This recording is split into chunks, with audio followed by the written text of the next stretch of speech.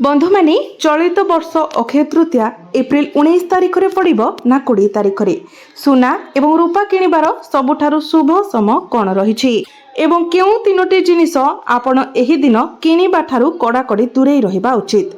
बंधु माने चिंता करंतु जदि अक्षय तृतीया रे किणा जाइथिबा सुना आपणक घरे सुख एवं समृद्धि आनिबा परिवर्ते भयंकर दारिद्र्यता को आमंत्रण करी तेबे कौन हेबो। आपण भाबुथिबे यह किपरि संभव। अक्षय तृतीया आशीर्वादर दिन, किंतु मने रखंतु चलित वर्ष अक्षय तृतीयाटी एक द्वंद्व सृष्टि करुछि, कारण यह 19 तारिख रे पड़ुछि ना 20 तारिख रे। जदि आपण शुभ मुहूर्त रे सुना क्रय करूछंती किंबा जदि आपण अजाणतरे सही तीनोटी गुरुतर भूल करूछंती जहा विरुद्ध रे शिव पुराण एवं स्कंद पुराण रे कड़ा चेतावनी दिया जायछि, तेबे मां लक्ष्मी सबुदिन पई आपणक जीवनरु चली जाई पारंती। तो आज मु आपणकु सुना किणवार सठिक समय कहिबाकु जाउछि।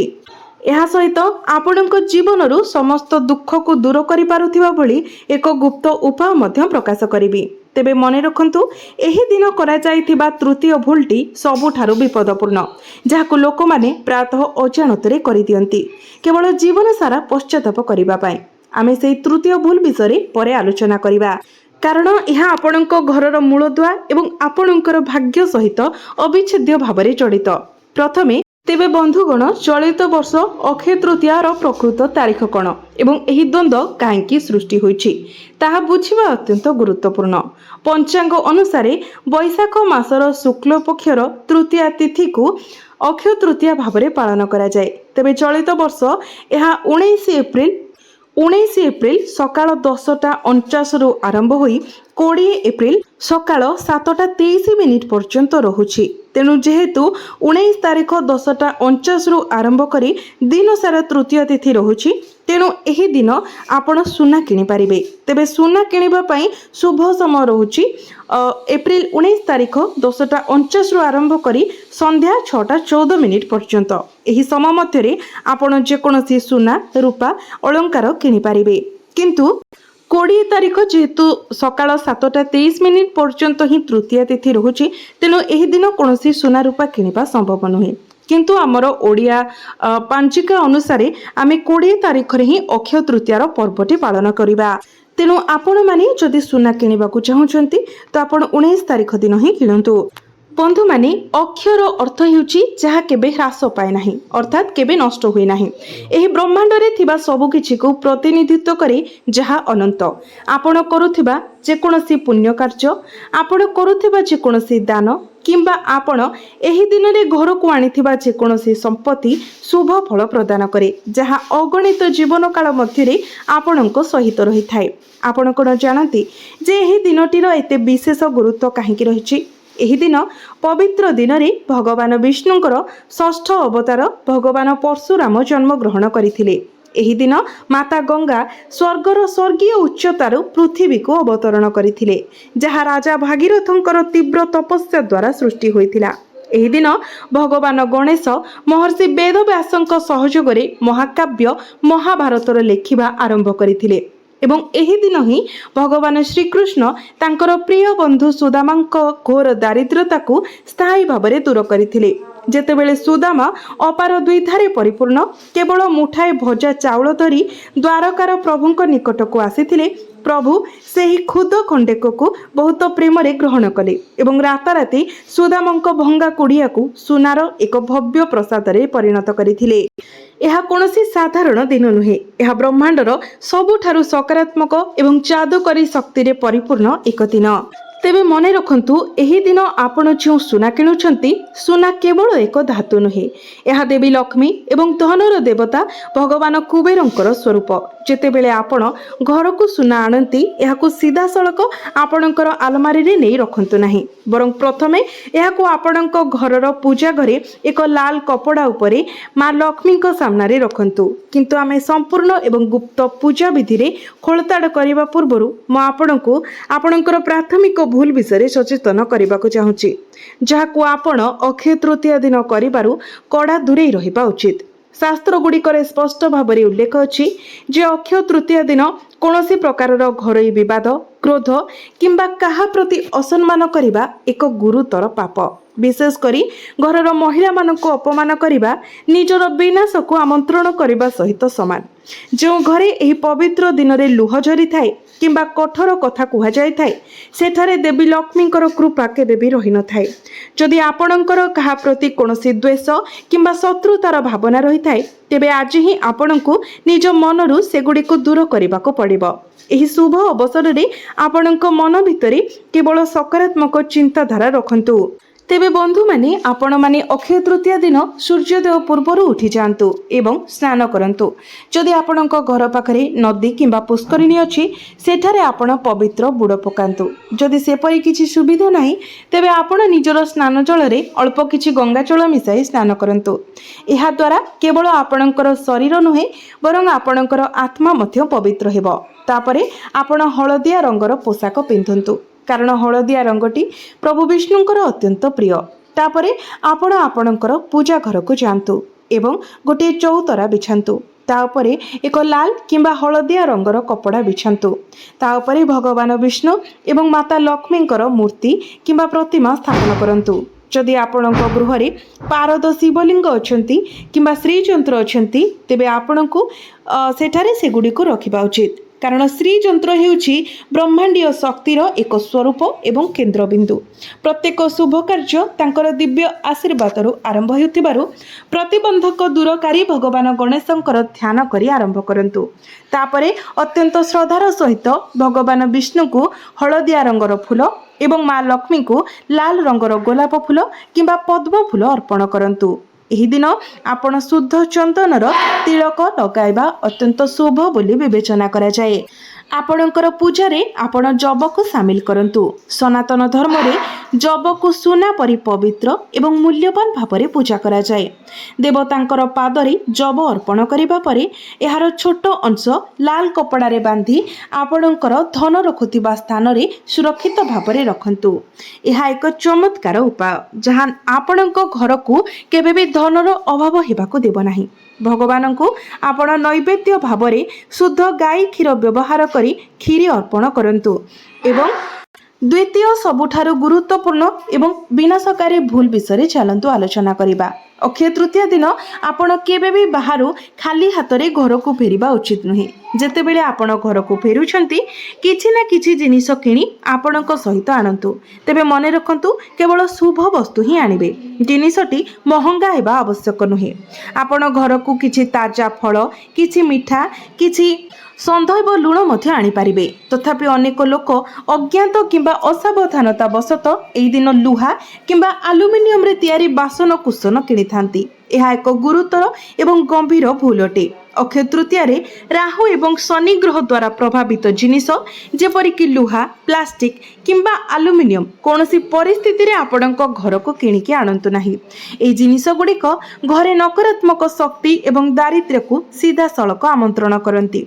आपण केवल सुना रूपा तंबा किंबा पित्तल भली धातु किनी पारिबे। जदि आपणकर वर्तमानर आर्थिक परिस्थिति आपणको एही धातु किनिबार सामर्थ्य नाही तेबे आपण निश्चित भाबरे एही दिन एक नूतन माटी पात्र किनिबा उचित। शास्त्र अनुसार पानी रे पूर्ण एक माटी पात्र किनिबा सोना दान करिबा परि पुण्य एवं फलप्रद बोली विवेचना करा जाए। एवं वर्तमान समय आसीछि से तृतीय भूलटी विषय जानिबा पाई। भूलटी विषय गभीर भाबरे आपण जानि रखिबा उचित। अक्षय तृतीया दिन सूर्यास्त समय घरर मुख्य प्रवेश द्वार को अंधार रे रहिबाको दियंतु नाही।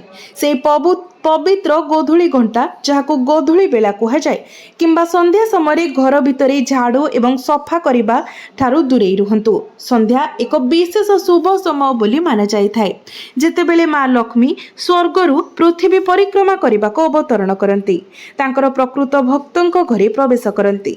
जदि सेही समय आपण घरर मुख्य प्रवेश द्वार अंधकार रखती तेबे से आपणक द्वार पाखर निराशारे चली जाइथांती। तेणु संध्या हेबा मात्रे आपणको आपणकर घरर मुख्य प्रवेश द्वार रे शुद्ध देशी घीर एक दीप जलाइबा उचित। एही दीप एक स्पष्ट संकेत भावरे काम करे जे आपण देवी लक्ष्मी को एक महान स्वागत जणाइबा पई संपूर्ण प्रस्तुत। यह व्यतीत केबे भी आपण अजाणतरे मध्य गोधूली समय किंबा रातिर अंधकार घरे झाड़ू लगातु नाही, कारण यह करबा द्वारा आपण आपणक घरे संगृहित सकारात्मक शक्ति एवं समृद्धि को निज हाथ में प्रभावशाली भावरे बाहर कर दियंती। अक्षय तृतीयार यह शुभ दिन केवल धन अर्जन किंबा भौतिक सुख समृद्धि संग्रह करिवार दिन नुहे, यह आपणकर संगृहित कर्म को अनंत एवं पवित्र करिवार एक सर्वोत्तम अवसर। ए दिन रे आपणक द्वारा करा जायतिबा जेकोसी छोट दान कार्य आपणक पाखकु बहुगुणित होई फेरी थाए, हजार हजार गुण वृद्धि पाए। प्राचीन कालरू आमर ऋषि मुनि माने एक परंपरा स्थापन करिसेंती जे एही दिन जड़े जदि गरीब लोकों को ठंडा जल शुद्ध खाद्य एवं पोशाक प्रदान करती, तृषार्त व्यक्ति को जल प्रदान करती, भोकिला व्यक्ति को श्रद्धार सहित खाद्य प्रदान करती, गरीबों को पोशाक प्रदान करती, तो आपण जदि निस्वार्थ भाव पर भावरे एवं जेकोसी गुप्त उद्देश्य बिना अन्य मानक साहाय्य करती, तो ब्रह्मांडर समस्त अदृश्य शक्ति आपणक जीवन प्रत्येक प्रतिबंधक को दूर करने पाई संपूर्ण भावरे एकत्रित होती। महाभारतर वन पर्व एक उल्लेखनीय कहानी वर्णना करे, जेतेबेले पंचु पांडव जंगल रे निर्वासन बिताउथिले सेमाने खाद्यर घोर अभावर सम्मुखीन होइथिले। द्रौपदी गभीर भावरे चिंतित एवं व्यथित रहिले। जने अतिथि आसिले से कौन सेवा करिवे से विषय सर्वदा चिंतित हेउथिले। सेमानंकर दुर्दशारे खुशी होई प्रभु सूर्य युधिष्ठिर को एक चमत्कार पात्र प्रदान करथिले, जहा इतिहास रे अक्षय पात्र भावरे नामित होइछि। एही दिव्य पात्रर सबुठारु असाधारण वैशिष्ट्य थिला जे हा द्रौपदी निजे निजर भोजन समाप्त न करिबा पर्यंत समस्त प्रकारर स्वादिष्ट खाद्यर असीम जोगान जारी रखिबो। अक्षय तृतीयार एही पवित्र दिनटी मूलतः सेही अक्षय पात्र परी। यह एपरी एक समय जेतेबेले आपणकर प्रकृत भक्ति एवं अटल विश्वास द्वारा परिचालित होई आपण प्रचुर दिव्य आशीर्वाद पाई परिबे। ज्योतिष शास्त्र अनुसार अक्षय तृतीया हेउछि वर्षर एकमात्र दिन जेतेबेले सूर्य एवं चंद्र उभय सेमानंकर उच्चता चिन्ह रे अवस्थित। एही दुर्लभ ग्रह संरचना समग्र ब्रह्मांड रे एक शक्तिशाली सकारात्मक प्रवाह सृष्टि करे। जदि आपणक कुंडली रे जेकोसी बड़ दुख किंबा दोष थाए तेबे एही दिन रे करा जायतिबा निष्ठापर पूजा मूलरू सेमानकर प्रतिकूल प्रभाव को संपूर्ण भावरे दूर करि पारिबो। एही दिन आपण श्री सूक्तम पाठ करि पारिबे। श्री सूक्तम पाठ को देवी लक्ष्मी को प्रशंसित करिबा पई सबुठारु अविकल एवं शक्तिशाली महाजागतिक उपकरण भावरे विवेचना करा जाय। एही स्तुतिर प्रत्येक श्लोक रे एते विशाल सुप्त शक्ति रहिछि जे एहा आपणकर सुप्त भाग्य को संपूर्ण भावरे जागृत करिवार शक्ति रखे। जेतेबेले आपण पूजा पाई बसिबे निश्चित करंतु जे आपण पूर्व किंबा उत्तर दिग को मुख करी बसिछंती। आपणकर मन को संपूर्ण शांत करंतु एवं क्षणिक पाई समस्त सांसारिक विभ्रांति एवं जड़ को दूरे रखंतु। देवी लक्ष्मीकर ध्यान करिबा समय आपण कमल बीजरे तैयारी एक माला व्यवहार करी ओम महालक्ष्मी नमः मंत्र को अति कम रे 108 थर जप करंतु। एही मंत्र आपणकर एवं धनर महाजागतिक शक्ति मध्यरे एक सीधा सड़क संयोग स्थापन करिबो।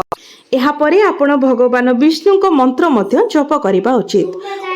ओम नमो भगवते वासुदेवा नमः। मन रखंतु जे पूजा विधि समय आपणकर मन को एणे तेणे विचलित करंतु नाही। आपण ईश्वर को उत्सर्ग करुथुबा ए किछि मुहूर्त शेषरे आपणकर समग्र आगामी वर्षर गतिपथ निर्णय करिबो।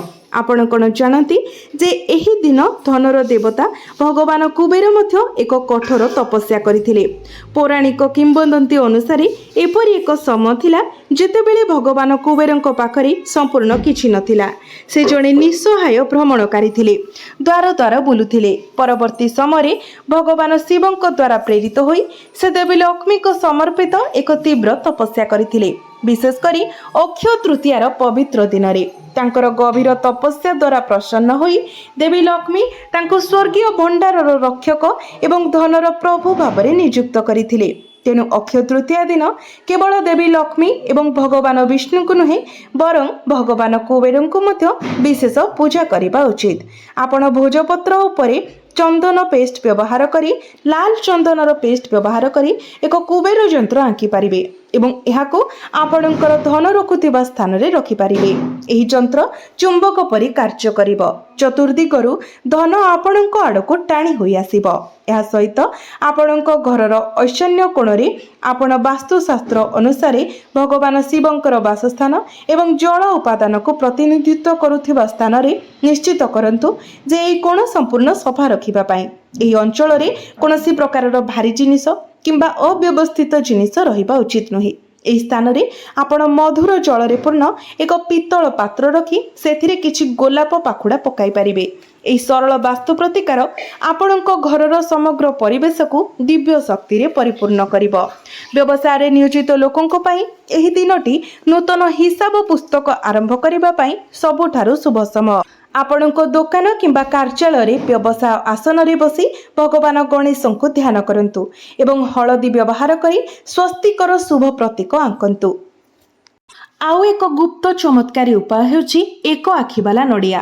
ଏହି ଦିନ ଏକ ଆଖିବାଲା ନଡ଼ିଆ ଯଦି ଆପଣ ପାଉଛନ୍ତି ତାକୁ ଲାଲ ରେଶମ କପଡ଼ାରେ ଗୁଡ଼ାନ୍ତୁ। ଏହା ଉପରେ ସିନ୍ଦୁରର ତିଳକ ଲଗାନ୍ତୁ ଏବଂ ଏହାକୁ ଆପଣଙ୍କର ଧନ ରଖୁଥିବା ସ୍ଥାନରେ ସୁରକ୍ଷିତ ଭାବରେ ରଖନ୍ତୁ। ଆପଣ ବ୍ୟକ୍ତିଗତ ଭାବରେ ଦେଖିବେ ଯେ କିପରି ଆପଣଙ୍କ ଘରେ ଧନର ନୂତନ ଏବଂ ଅପ୍ରତ୍ୟାଶିତ ରାସ୍ତା ଖୋଲିବାକୁ ଆରମ୍ଭ କରିବ। ଜ୍ୟୋତିଷ ଦୃଷ୍ଟିରୁ ଏହି ଦିନ ପ୍ରତ୍ୟେକ ରାଶିର ବ୍ୟକ୍ତି ପାଇଁ ମଧ୍ୟ ବହୁତ ଶୁଭ ଅଟେ। ତ ବନ୍ଧୁମାନେ, ମୋର ଯେଉଁ ଭିଡ଼ିଓଟି ଯଦି ଆପଣମାନଙ୍କୁ ଭଲ ଲାଗିଥାଏ ତେବେ ଭିଡ଼ିଓଟିକୁ ଲାଇକ୍ କରି ଚ୍ୟାନେଲଟିକୁ ସବସ୍କ୍ରାଇବ୍ କରିଦେବେ ଏବଂ କମେଣ୍ଟ ବକ୍ସରେ ଭକ୍ତି ଏବଂ ଶ୍ରଦ୍ଧାର ସହିତ ଜୟ ମା ଲକ୍ଷ୍ମୀ, ଜୟ ଶ୍ରୀ ବିଷ୍ଣୁ ନିଶ୍ଚୟ ଲେଖିବେ।